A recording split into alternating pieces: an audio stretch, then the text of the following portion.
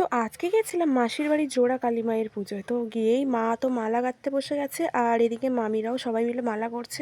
যে ছোট মালাটা দেখলে ওটা অ্যাকচুয়ালি ঘটের মালা, আর মায়ের গলায় হচ্ছে রজনীগন্ধার মালা দেওয়া হবে।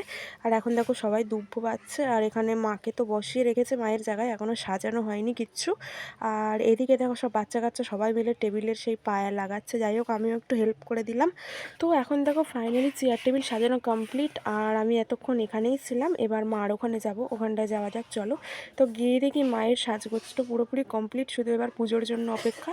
তারপরে আমিও গিয়ে খেয়ে নিয়েছিলাম রাতের খাবারটা। তারপরে দেখো এখন বাজে মোটামুটি 1টা, আর তোমরা তো জানোই মায়ের পুজো 12টার মধ্যে শুরু হয়ে যায়। তো এদিকে পুজোটা কিছুক্ষণ দেখে তারপরে আর জাগতে পারিনি, গিয়ে ঘুমিয়ে পড়েছিলাম। দিন ভোরবেলা 4টের সময় উঠতে হলো, ঘুম চোখে তো উঠতেই পারছি না, অনেক কষ্টে উঠলাম যেহেতু মা চলে যাচ্ছে। আর শীতের ভোরে ওঠা মানে তোমরা তো বুঝতেই পারছো কেমন কুয়াশা। যাই হোক, সবাই মিলে গেলাম মাকে বিসর্জন দিতে। তো নেক্সট ভিডিওর জন্য সবাই সাবস্ক্রাইব করে দিও। আজকের মতো টাটা।